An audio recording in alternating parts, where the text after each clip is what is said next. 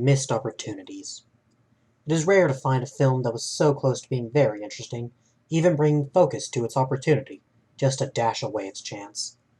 Kelly's Heroes is an action-adventure film following Kelly on his mission to steal gold during World War II. It is a fine film to watch for some laughs, however, it consistently fails to tell an interesting and concise story. In this video essay, we will discuss setup and payoff, music, tension, and characterization. But before we get into the critical analysis, we should do a brief overview of the plot of the film. The film opens on a troop of German soldiers. The titular Kelly has taken an officer prisoner and drives through the town as the theme music plays. They return to Kelly's platoon as Sergeant Joe is introduced. Kelly uncovers that the Germans are guarding a reserve of gold and plans to take it. While this happens, Sergeant watches as the captain steals a boat away to Paris for himself. The captain does not care about his men, only seeing to his own gain during the war. Sergeant returns to protect Kelly as they escape, though the captured German officer dies. The next day, Kelly bribes an artillery sergeant to bomb a location for a bar of gold. Kelly tells Sergeant about his plan to steal the gold, but Sergeant warns him not to pursue this plan nor to tell the rest of the platoon about it. The captain leads the platoon at a farm for 3 days before they return to combat. The captain takes the boat off to Paris and to return to his uncle, who is a general and the best character in the film. Panzer, get me my uniform! Kelly then bribes the supply sergeant crap game to acquire the material and intelligence required for his mission. The character Oddball is listening in on the conversation and wants to join with his 3 Sherman tanks. These have been specialized for speed and confusion. We then learn that the gold is worth 16 million bucks! Sergeant learns that Kelly disobeyed him and convinced the entire platoon to join together and go for the gold. He is clearly disappointed and says that they will die, but ultimately comes along to lead the operation, ostensibly to protect his men rather than for the gold like the rest. Next we watch the heroes drive through a town being shelled by the bribed artillery sergeant. They drive through without trouble, firing on the confused and displaced German soldiers before continuing on for their mission. Cut to the general in an officers' meeting. We are told that the actions of Kelly are directly impacting the U.S. Army by diverting their artillery and stealing the aerial photographs of the bridges in the area. Did you lose my aerial photographs? Kelly and Sergeant argue about the plan to take the gold, and Sergeant learns about the many problems they must face, including taking a bridge and storming a town defended by 3 Tiger tanks. Kelly nonchalantly discards these worries, believing that they will succeed simply because of the amount of gold waiting for them. A U.S. fighter flies by and fires on the platoon, believing them to be Germans. The heroes lose their trucks and must continue on foot. Now to Oddball's 3 tanks, driving up and destroying a German military installation without any trouble. Oddball then calls on a bridge-building crew to come out and get them across a river for a share in the gold. Back to Kelly's platoon, when suddenly a mine kills one of the men. The rest slowly move through the minefield without further incident until a German patrol arrives. The patrol is killed along with 2 more members of the heroes. The men look on sadly at their 3 dead comrades, but Sergeant tells them to keep moving. The men remain sad until they hear the reinforcements led by Oddball. The heroes are upset seeing all the bridge-building crew and intend to cut them out of their portion of the prize. The general intercepts transmissions of the heroes battling at the bridge. 2 of the 3 Shermans were lost, but the heroes continue on to their goal, leaving behind the unexpected reinforcements. The general is motivated by the tenacity of these men, wishing that the rest of his soldiers and officers acted more like Kelly. He drives off to award all the men for their bravery. As the heroes drive off, the theme song plays again. The heroes finally arrive at the town, and after an elongated setup, attack and nearly take the entire town. The final confrontation of the film is a western standoff between 3 of the heroes and the final Tiger tank. The heroes convince the commander to join them in obtaining the gold, and then everyone drives off with their shares of the gold. The end. So let's talk about setup and payoff. Anton Chekhov was a Russian playwright in the latter 19th century who believed in narrative efficiency. Remove everything that has no relevance to the story. If you say in the first chapter that there is a rifle hanging on the wall, in the second or third chapter it absolutely must go off. If it's not going to be fired, it shouldn't be hanging there. This ethos argues that everything in a work should be purposeful and work towards the furthering of the characters or the plot. Do not put things into the story which draws the audience's focus only to never pay off that build-up. This film consistently fails with this principle.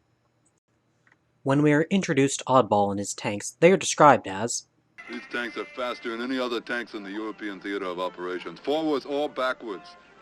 See, man, we like to feel that we can get out of trouble quicker than we got into it. Tanks we come up against are bigger and better than ours. So that all we can hope to do is, like, scare them away, you know? This gun is an ordinary 76 millimeter, but we add this piece of pipe onto it, and the crowds think, like, maybe it's a 90 millimeter. We got our own ammunition. It's filled with paint. When we fire it, it makes pretty pictures. Scares the hell out of people. Now, the audience will expect the tanks to be shown to be faster than normal tanks by pulling out of fights or using diversionary tactics in their combat. So how do the Shermans fare in their first shown combat?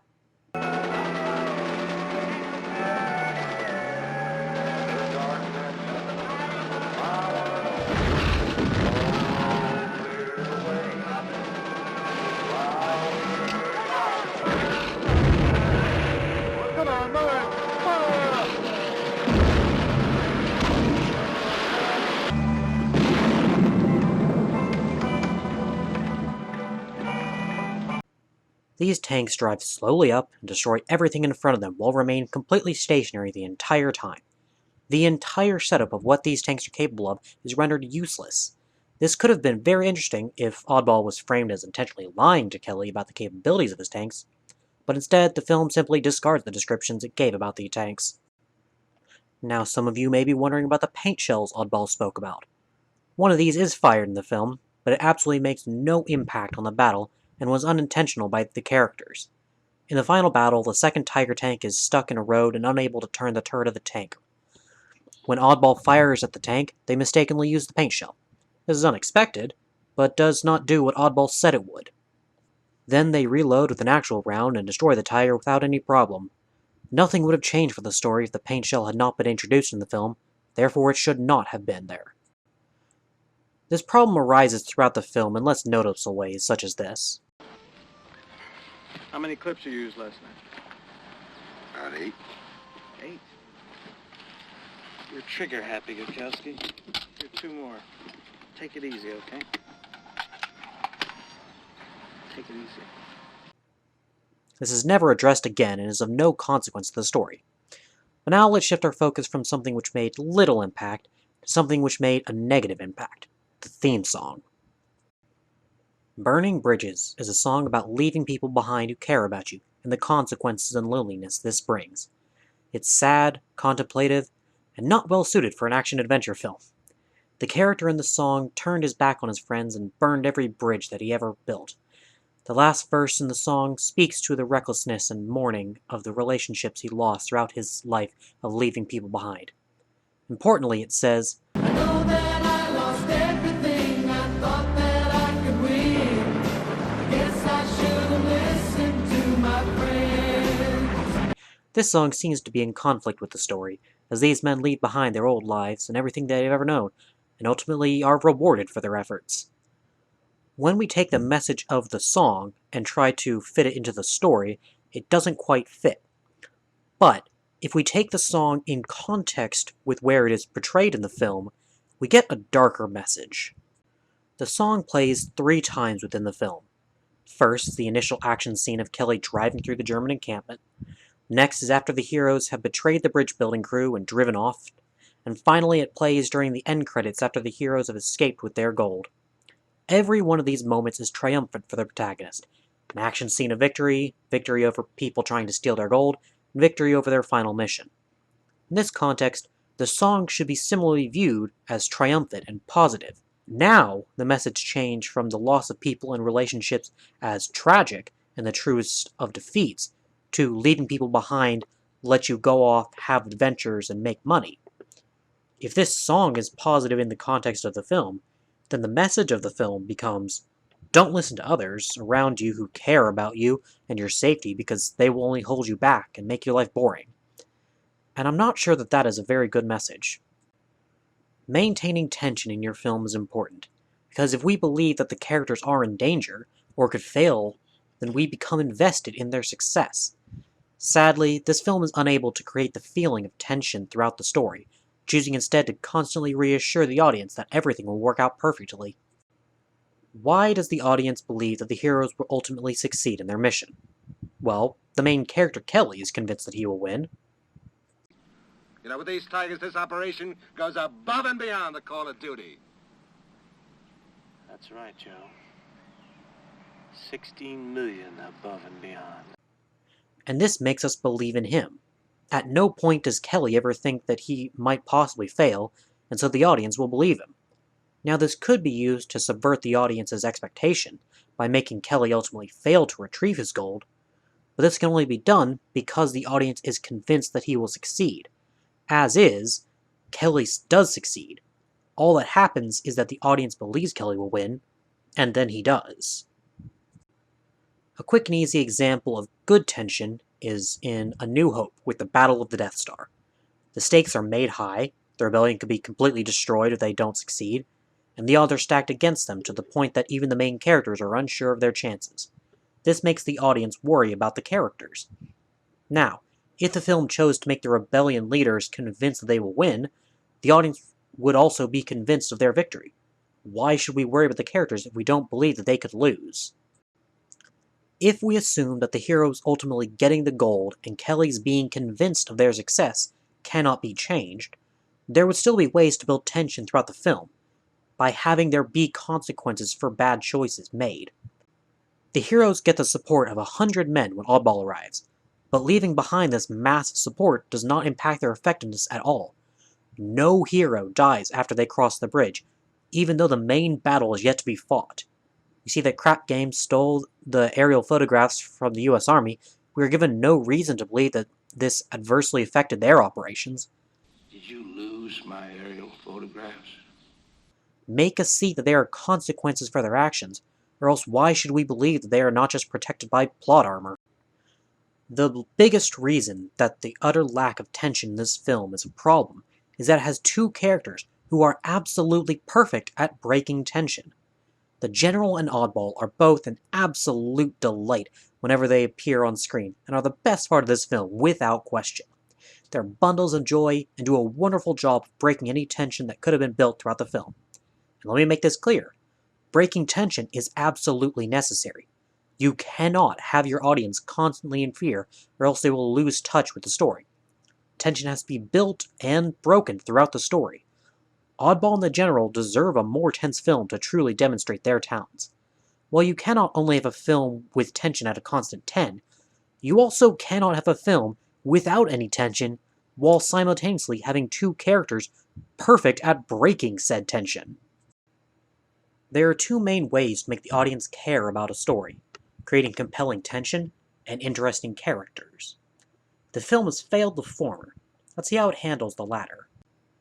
Characterization, on its most basic level, tells the audience two things: what a character wants, and what they are willing to do to achieve that. In The Lord of the Rings, Frodo wants to destroy the One Ring. I will take the ring to Mordor. He is willing to sacrifice his life and go to the ends of the world to do this. Characterization lets the audience become invested by seeing characters tested on their beliefs and how they deal with said tests. So let's look at Sargent and figure out his character. Sargent cares about his men. He wants them to be rewarded for their efforts on the battlefield and kept safe. While his captain does not advocate for his men, Sargent tries to better their situation during their brief respite from war. When Kelly tells him about the gold, Sargent warns him not to tell the soldiers, because Sargent knows that this would put all of these men in mortal danger with minimal odds of success. Now, you let me tell you something, soldier. Let me make it nice and clear for you. I got a job to do, and that's to get you guys to Berlin without getting killed. We've been at the front end of this war all the way. If you whisper one word about the gold to these guys, I'm gonna have you bounce from this outfit so fast your feet won't even touch the ground. Now, do you understand that, Kelly? Yeah. Here we see that Sargent's wish is to protect his men, rather than being consumed by greed. This is important because he is the only one of the heroes to not join the mission for the gold. So how far is Sargent willing to go to protect his men?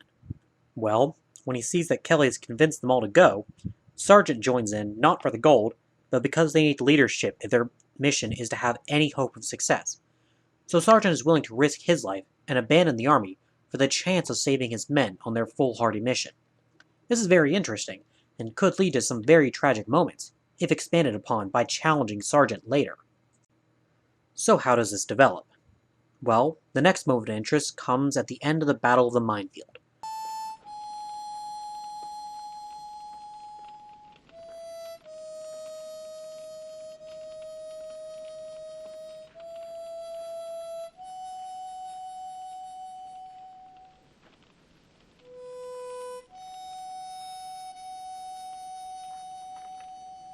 One of his men died by the mine, and the other 2 appear dead, though Sargent would have no way of ensuring this due to the confusion of the battle. The men are sad, and Sargent tells them that the 3 men in the minefield are already dead, so they have to move on. The men slowly walk on somberly, but Sargent looks back with his binoculars. The men are stationary and presumed dead, and then Sargent moves on with the rest. This was an utter waste of a great opportunity. The film could have really challenged Sargent by having one of the men slowly move in the minefield as he looked back. There are so many ways that this could have been expanded upon. Would Sargent risk the rest of his men to try to rescue these few? Would he risk his own life by going back for them and chancing another German patrol? Would he leave them behind, believing they were doomed and not willing to risk the lives of the uninjured heroes any further? So many options if the film chose to have one arm slightly move. But instead we see that the men are presumably dead, and so can forget them without thought. And now we arrive at the most insulting line in the film. I thought you said 3 Shermans. Those nuts have brought half the army with them. Here we have the convoy of reinforcements led by Oddball and including the 100 men of the bridge-building crew. Sargent, whose primary goal was to keep his men safe rather than obtaining gold for himself, is annoyed at the amount of reinforcements because they would have to split the gold between more men. Now, if the film chose to show that Sargent had lost his ways and was willing to sacrifice his men for the gold, then this would be great. However, at no point is this framed as a deviation from his previous character. While this is an utter insult to his previously established character, it is not portrayed as anything other than what he would have always done. Kelly does not care about the men.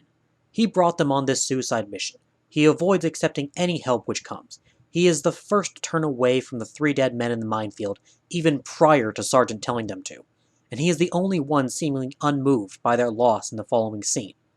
Kelly is heartless, greedy, and selfish.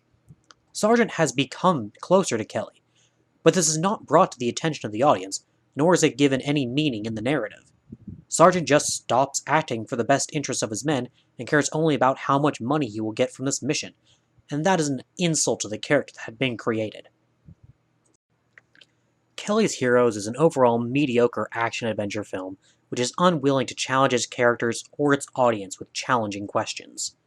It is unable to follow through with the ideas it does set up, which then culminates on being unwilling to follow through with the characterization it has established. If you're looking for something in this genre which is just better, go watch Raiders of the Lost Ark.